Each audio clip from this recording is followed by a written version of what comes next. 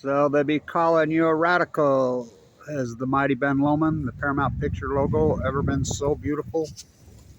Wow. So all these videos across the spectrum, all those years, standing right here.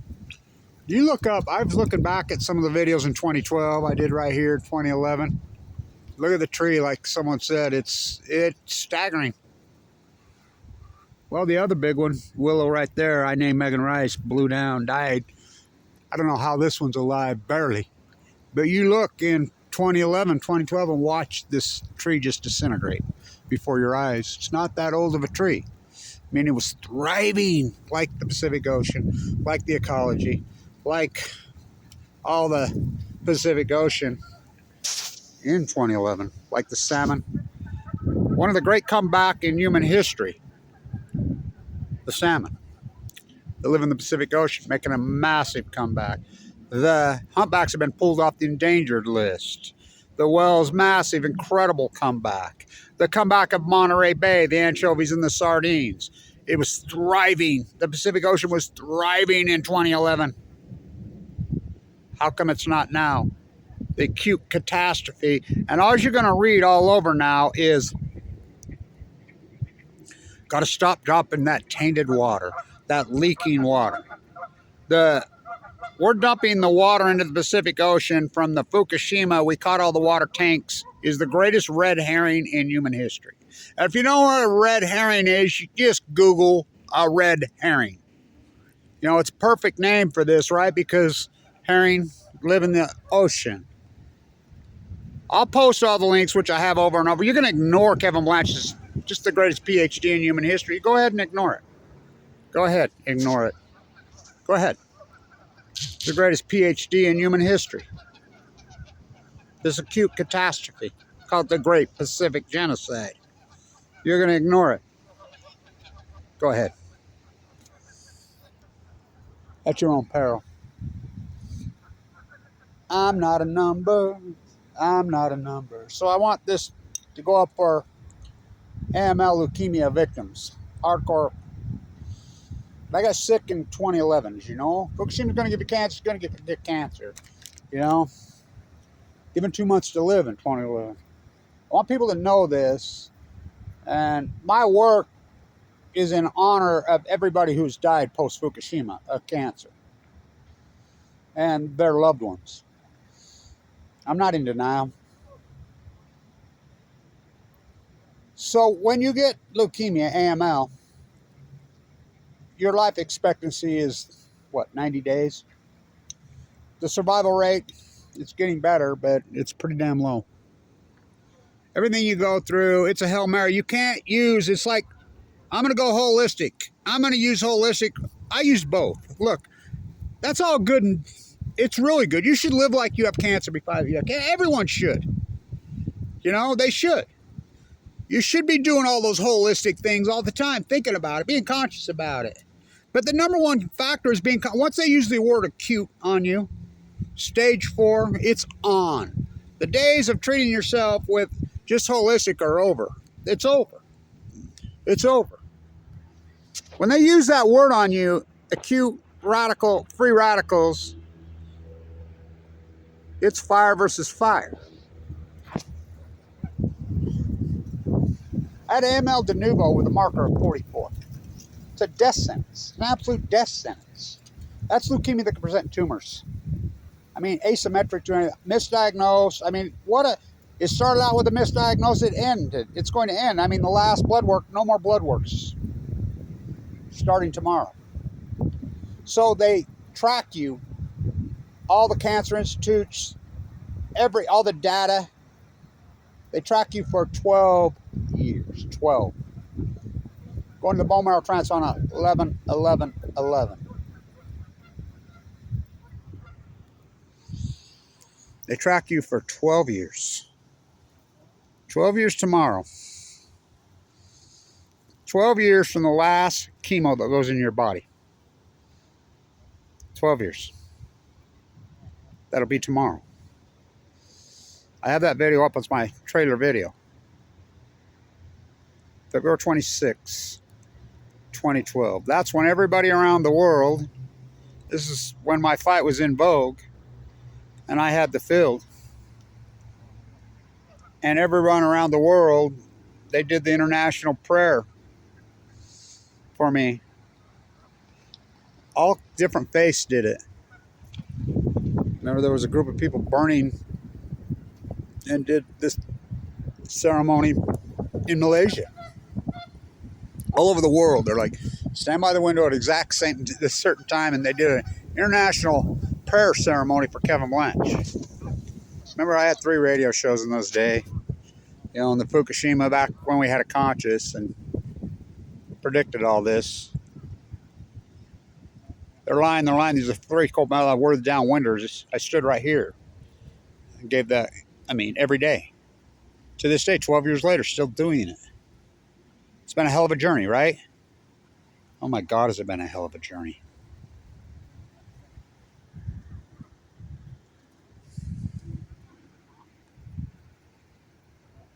A journey.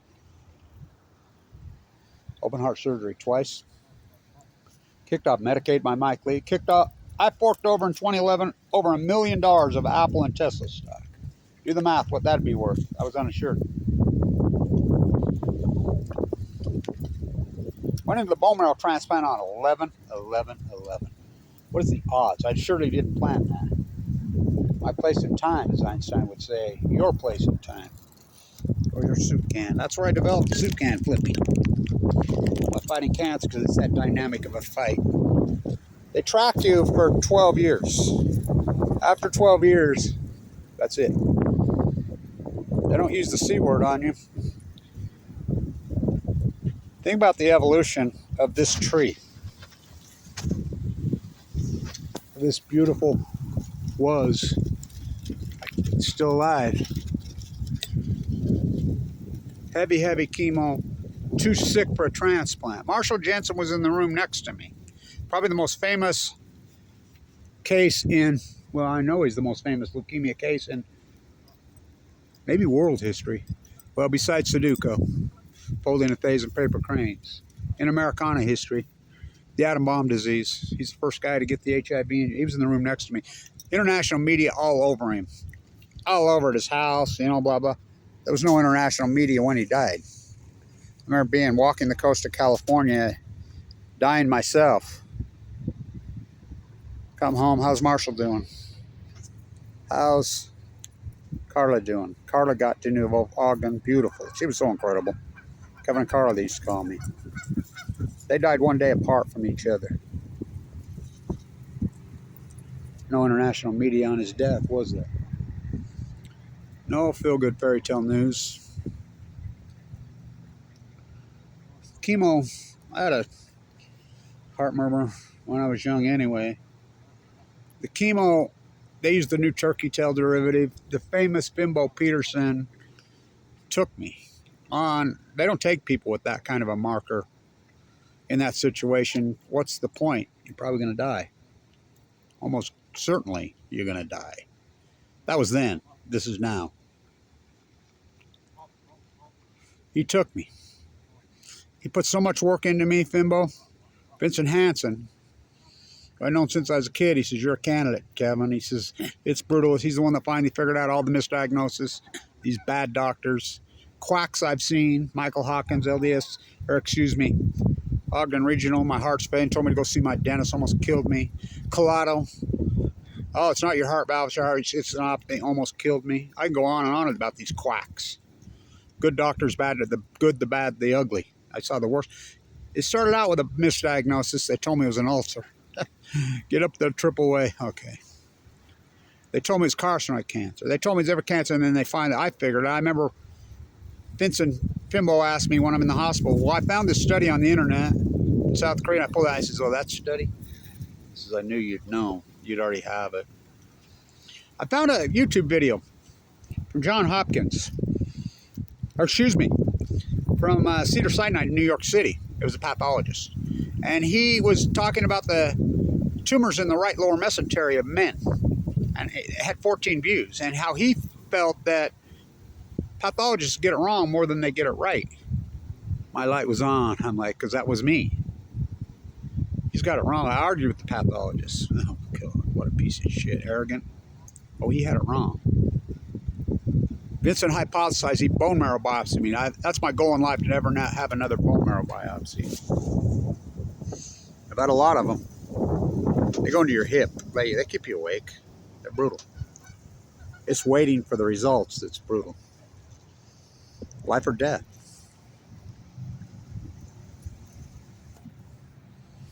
You're going to LDS. Well, he didn't tell you. I'll call you back. Go home. I was staring at my daughter, so sick. The tumors had wrapped around my lower bowel, so I was just violently sick. I mean, just so much pain. Been in pain for 12 years. It's been brutal. The secretary calls. Yours checking at LDS East State Bone Marrow Transplant Center tomorrow at 11 o'clock.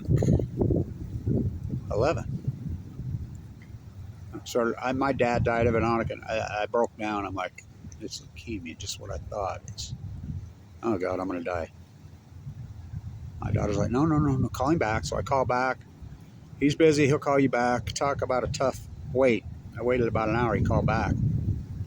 Sorry, Kev, I was busy with some other patients, but no, it's really bad cancer. It's tumors like it. But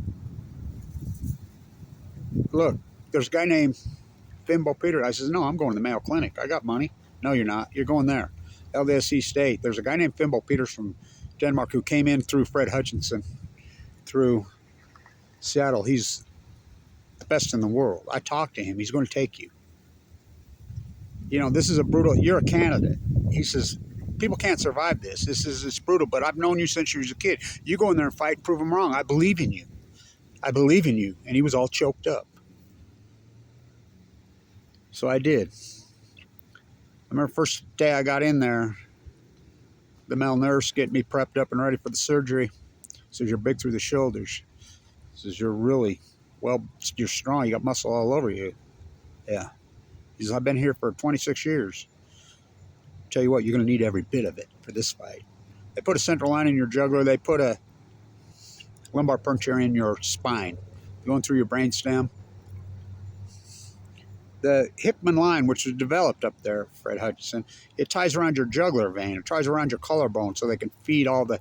I had 22 things hanging off a tree at one time. I went in. Oh, my God. I remember that first night. Oh, fuck.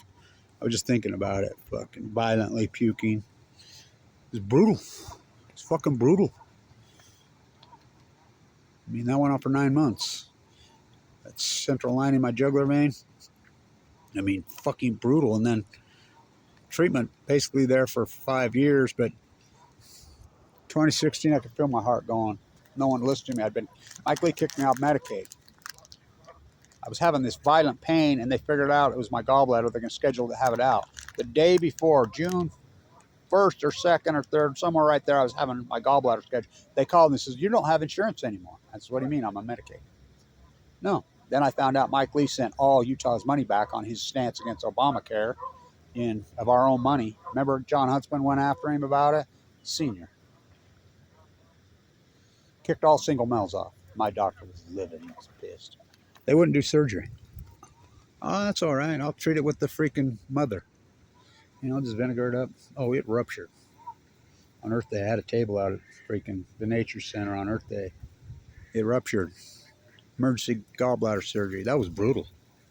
That pain was brutal. I remember a woman walked into my room and she says, you're an AML leukemia survivor. So far, I said. She said, let me give you some advice. Go get all your teeth pulled now. You're going to suffer mightily because when they start going, it's going to be brutal. One after another. No, my teeth are good. Boy, was she right. I was out of money. I was out of insurance. One pulled after another at the clinic. I remember I always go in there and look at the wall. Tanisha Lindquist's pictures up there. I worked with her putting that Midtown clinic there. And there I'm back in there. She got cancer the same time I did. She's the one that built that. She tragically died that year. I mean, so many people died in 2011. I was thinking, every time I go down a rabbit hole, there's Tucker Carlson's mom died in 2011. There's, the guy who wrote Visions of Glory, that's Psycho, all the Utah thing.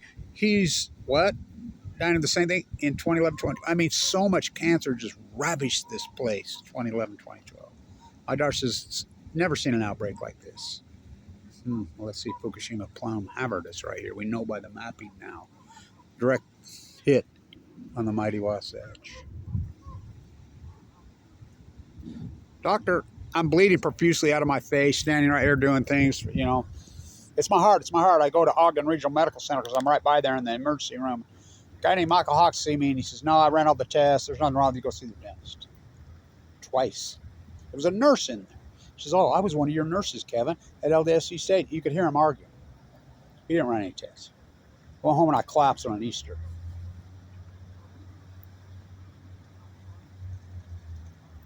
I don't know how I didn't die. Got to McQuack-D, and the attending physician, he says, oh, God, Dr. Blanche, he says, I was one of your students in your class. I says, you're a medical doctor now? I taught finance, derivatives, options, economics, due diligence. Yeah. The aortic valve's completely collapsed, getting a wheelchair. Emergency open heart surgery, 2017, May 1st. The trolls are so evil in the nuclear industry. They're so evil. The nuclear industry, my own government, viciously attacked. Now, remember my dad had died of this, nuked to death in the Nevada test site. Never had a cat. I mean, just a beautiful person, just mowed him down. Here's the Department of Energy, which is the Department of Nuclearism, and we traced it down. The nuclear industry, the crime syndicate, hiring teams of trolls to viciously attack me. Free radicals versus post-ignorance while I'm in critical condition. They attacked my sites. They went after me. Whole dozens of YouTube sites, dozens of Facebook. Most of them are gone now. Dedicated 100% with my name on it, Kevin D. Blanche, to viciously slander me and attack me. Palco on Balco. I mean, vicious. Every dirty trick in the free radicals versus post-ignorance, which is felonies in all 50 states, but not if you're there. They're going, I'm in critical condition. I was in critical condition the whole time until recently. Just very recently, like in the last couple months. Emergency open heart surgery, May 1st, 2017. Brutal. Fucking brutal. Recovered, kept tide pulling. I remember pain shooting into my shoulder. I remember being in Monterey in the middle of the night, and I'm so much pain. I'm staying right there at Lover's Point at the Borg. Cheap old hotel. Got to walk all the way up the hill, try to get some aspirin, try to get something to relieve. I mean, it's vicious. I remember walking up that hill and a big buck come right up to me, touched me with his nose. Right there. It's so dark there. Get up to the top of the hill. It's a hell of a hike. Taken, and I look on the old Monterey Market, the old Pacific Grove Market. The clock says 12:12. I'm like, oh, God. I remember driving home from LDS one time and on the freeway sign blinking 12:12. 11:11:11 to 12:12. Brutal. I kept telling Collado, it's not working. I can feel the valve shooting. The faint's putting them out, fading away. Look at me. No, it's all right. Look at me. I'm losing freaking weight. I was down to 143 last Christmas. I'm telling my doctors right to their face, no, it's my heart. No, it's not. No, it's not. No. Oh, it was the valve. It blew up and ruptured. It ruptured the whole top of the root twice, to the point they had to. Goff saved my life. Kolikoff, Dr. Lindley saved my life. After I'm telling Collado over and over, I'm telling my heart doctor, the one they scheduled that I'm paying for, it's my heart. No, it's not. I come from a family of heart doctors. That incredible famous heart doctor is my uncle that he dealt with me for years when I was young.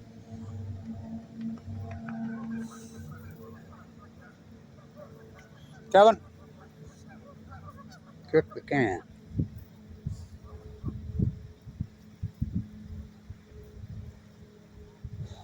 I don't know how I didn't go. So emergency open heart surgery again. Took them, because it was over Christmas time. Had to harvest an artery out of my leg. We had to completely reconstruct the top of the root. One chamber's sewed off now. Pacemaker. 143 pounds. I've been rehabbing. I mall walk every day. I go through the routine every day, 7 days a week, trying to recover and get better. I put on 30-some pounds of muscle. Been on this really clean protein diet trying to recover. It's been brutal. I put on over 30 pounds of muscle since that day. Surgery. Heartbroken, literally. I've watched the ecology. I've watched this tree. I've watched, I've done the work of 1,000 activists, boots on the ground. I remember telling my daughter I'm going to go walk the entire coast of California and document the dying dead tide pools. And everybody's like, they ain't dying, they ain't dying. I says, yeah, they are. And they're like, you'll die out there.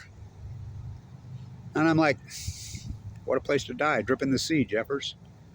So Rex gets a hold of me from New Orleans, and there's another kid named Astro walking, and Rex helping him out. Astro was walking the Pacific Trail, I'm walking the coast. I got no money. Everybody's saying, oh, we'll check in with you once a week. We'll do podcasts. Fuck, nobody did shit. Had no money, had no food. I'm out there with the seals as they're dying. The Mures as they're dying. Everything's dying around me. I'm documenting it, which I have the whole time. Historic low tide with a YouTube camera, with my old flip camera. I've done dozens of cameras. I mean, I've used dozens of cameras. Remember, I used to have my cool tripod I'd set up right here with my cool flip cameras, my Bloggies. God, those are great cameras. I used dozens of those, wore them out. My great iPads. This is before these cell phones could do what they do. I mean, I'd stand out in front of like a Starbucks or, a library in the middle of the night, trying to get Wi-Fi to upload videos. It would take hours. Sleeping in a sleeping bag, fighting, documenting the greatest ecological catastrophe in human history. But I did it. Excruciating pain, financially destroyed me, raising my grandson the best that I can, my grandchildren doing the best I can, trying to keep the world informed, document the greatest ecological catastrophe in human history.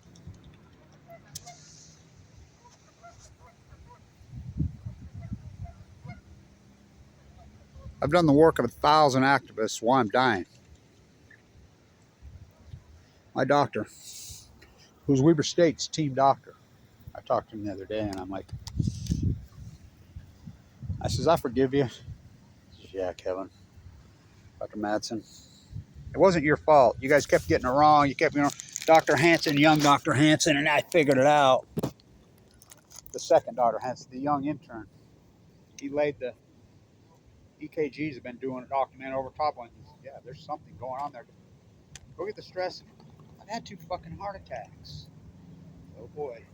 Goff gets into my heart. He comes in the next day and he says, sure shit, that valve, just like you said, it wasn't big enough. He says it was all gummy, this weird shit all gummed up in it. He looked at me, he says, I fixed it. My grandson's smart enough, the little guy, when it came out of the eye line, he turned on his camera. But you can't remember, you're so nervous, He's 12, he was 11 then, born March 2011, both those pair of 11s of mine. Those great videos I did in March right here. I see this little boy who was accidentally killed right out by my house. Was born that day that I did that in this video right here, March 16th. It's so heartbreaking, this path, the death, the destruction, and no one cares. The tide pools acutely collapsed. The salmon collapsed. Everything I said stood right here and hypothesized. These are full blown out meltdowns. This energy is going to pour in. These are full blown out, multiple meltdowns. Spent fuel blown shit is going to genocide the Pacific Ocean. It's going to take it out. Starfish will go first. The salmon will collapse. The salmon will collapse immediately. The stillhead, because they go to sea 1 to 2 years. The Chinook will collapse in 2016, Smoking Gun. Why? Because they go to sea for 5 years. Record returns 2008, 9, 10, 11, 12, hundreds of videos with millions of views. Oh, it acutely collapsed in 2016. That's what we call an outlier in science. The well collapse, I'm saying that's the next change. Acute. What does NOAA call it now? Radical mortality event? Well, when we know an event like that, there's something radical causing it. It's not climate change because, yeah, climate change is very real, but nuclear meltdowns are ha. Because climate change would be gradual. This is an acute catastrophe. In science, we call that an outlier. Kevin Blanch, Fukushima is the greatest outlier in human history, and now they're going to panty paint and call it a red herring, just the water flush. When I presented the data, 18,000 becquerels in a fucking rockfish in 2 months before they started flushing. 18,000 season 137, 180 times over the Rays legal limits. 2011, Ken Buesler studies with the KLA boats millions of times the backgrounds. I presented all the data there. They hid it. They covered it up. They admit they gone after anybody used the word nuclear energy meltdowns. Only one person on Earth was using that word in those days, Kevin Lanch. They go after me. They slander me. They attack me. I hired teams of trolls when I'm in critical condition. Well, Kevin reached into the bag. Nobody other person on Earth could have done this. That's my doctor. He says, you're it. He says, you were always. I remember in 7th grade, I was telling my grandson this. My grandsons are beasts. So was my father. So was my uncles. And my science grade at Walkwest Junior High, Mrs. Kohler, she was a genius. She would teach us about, we were teaching about lactose, different things one day in the body. So we're going to contest winners get candy bars. Top 6. She did it through the whole school assembly. I was only 7th grade, 7th, 8th, 9th. You got to hold your arms up. Whoever's last 6 gets these 6 candy bars. Went on for a long time. Long time. There's 6 of us left. She asked the whole kids, do you want to keep going? See which one of the 6? Yeah, keep going. So we keep going. Pretty soon it's down to me and a young woman. Just us 2. Well, the end of the assembly is over. We're running out of time. You kids got to get to other classes. Should we call it a tie? I'm like, I'm good with that. I looked at her. I'll call it a tie. We looked at her. She said, no. She said, okay, you kids can be late. Let's just keep going. Last one standing. I remember she had a talk with me. She says, you have this incredible brain. Because we were talking Einstein. Me and my grandson used to play a game. What would Einstein say? The peace activist, whatever. She says, you have that quantum physics brain, that light, that intuitive mind. And she says, you're going to deal with a lot of adversity with that brain of yours, that mind of yours. That mind of yours blows my mind scientifically. People are going to reject you. You have some kind of energy and aura about you, and your knowledge of science already intuitively is staggering, she said. You know, because I was already into the whole thesis, all of it. People are going to pull back and push hard on you. People like you, I already knew about Semmelweis. I remember reading about Semmelweis and germ theory. I read about that when I was at 10, you know, in books, because I had a good teacher in Westwood, Rhode Island. We had a good library, and she'd say, hey, look at this book. You know, you're interested in this? Yeah. But as Einstein said, most of it come intuitively, self-taught for the most part. You can't be a marine biologist in a classroom. You can't. You've got to be on the ocean. You've got to be. They'll put golden handcuffs everywhere. My work, it's the greatest PhD in human history. It's unarguable now. The greatest ecological, I think it's bigger than Krakatoa. It's the greatest ecological catastrophe in human fucking history. You know, the acute catastrophe of the Pacific Ocean, including the fires. I predicted all those are going to cause a heat energy, a heat bubble. I'm the guy that named the greatest drought in 1,200 years. I called it the Great Western North America Heat Dome before it happened in 2012. I predicted the fires. This energy is going to get into the trees. How does a pine needle stay freaking green, kids? It soaks up radiation from the sun. You know, this is a different radiation, but it's bringing star power to Earth. Livermore, California. These are the same type of energy. It's going to come off there. We don't know what's on the sun. And they don't know what's on these meltdowns. And it's going to get into trees and it's going to cause them to burn. It's going to cause freaking simultaneous combustion decay, which it did. Everybody said I was crazy. I called them Fuktonian fires, before they happened. Everything I said came true. Or Hamlet and Cassandra got together. They had a baby.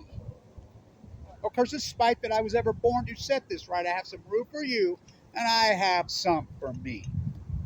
The country and western version of Hamlet on Balco. I have some for you, and I have some for me. I have some chemo. I have some cancer. I have some rue for you.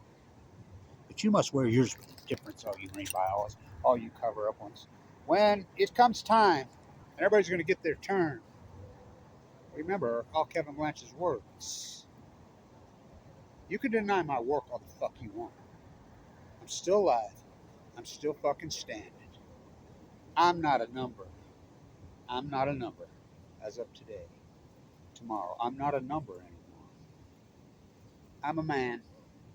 I know you think that, I've done the work of thousands. I ain't gonna quit you. I ain't gonna quit you because you're so politically freaking socially engineered into these academia liars who are not PhDs.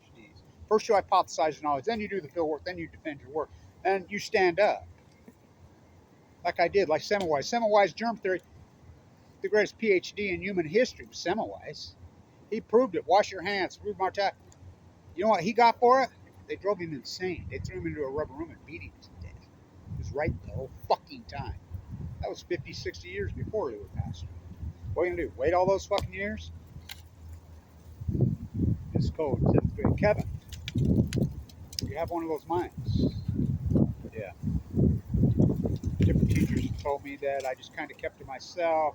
Pretty much then, my dad would say to me, shut the fuck up, boy, and get to work. You're way too pretty to have an opinion. I knew what he meant. I listened. I learned. I coped with my nuked to death atomic mine on the landscape in San Diego, on the wetlands. Why do I think I love these wetlands so much? I grew up on one of the great wetlands. It's tundra swan season coming up any day. I grew up on it. Fuck, this time of year, you go sit on that marsh behind my house. Fucking when it drained, the dell that drained to the Great Salt Lake, that mega welfare dairy fucking drains off, and I have to watch that in my lifetime. And watch the tundras fucking come landing in there at sunset. Fuck. Millions of fucking Canadians.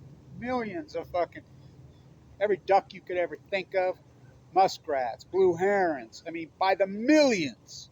I mean, it was like it blow your mind. I was just same in San Diego. Up the whales, the starfish. California orca was this big at low tide. To watch it be fucking ripped away by the nuclear energy crime scum and these fucking mega welfare dairy creep and these.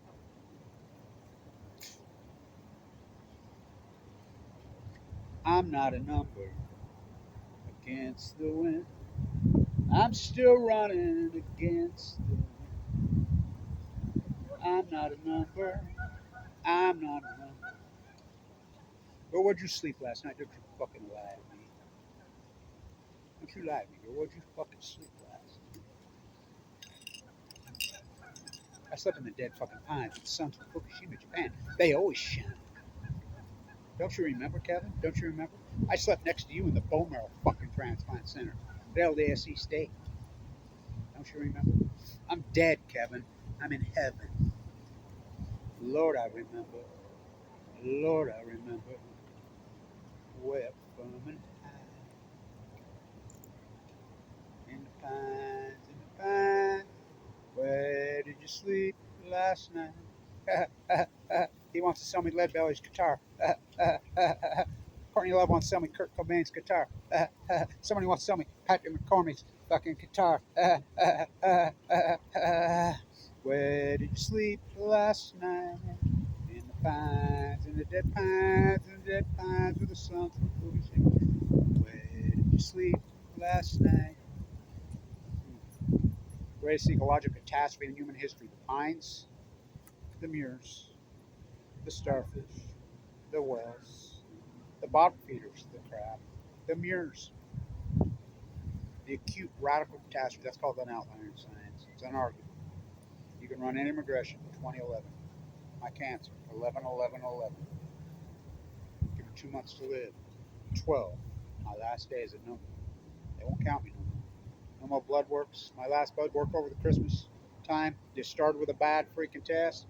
It ended with, but they told me it was back. Told me about my grandson's all nervous. They made me wait 9 fucking days. I went to high school with her. She pisses me off. They wait for fucking 9 days, go through Christmas, the whole holidays. My grandchildren lit candles, praying. Everybody praying. Oh, I was gonna call you. I mean, got busy, but oh yeah. No, there's no cancer. Must have been a mistake. No more blood tests. Done. What a fucking journey. This is the hardest 12 years of my life by a million times. That's saying a lot. I can't believe that I fucking did it. I'll continue to do it, but how I fucking survived, nuclear energy trying to kill me, I don't know. Fuck, they did every dirty trick in the fucking world to me. financially destroyed me, slandered me. Bitch, while I'm in critical condition just shows you what fucking lowlifes they are. Again, I've got some cancer roof for you. The country and western version of Hamlet. I'll curse it despite that I was there. I watch you dump nuclear fallout in my father's ear into the fucking Nevada Test site. I have some nuclear roof for you, and I have some for me. But you must wear yours with difference. I'm not a number. I'm not a number. I'm not a number. I'm not a number. I'm not a number. I'm not a number.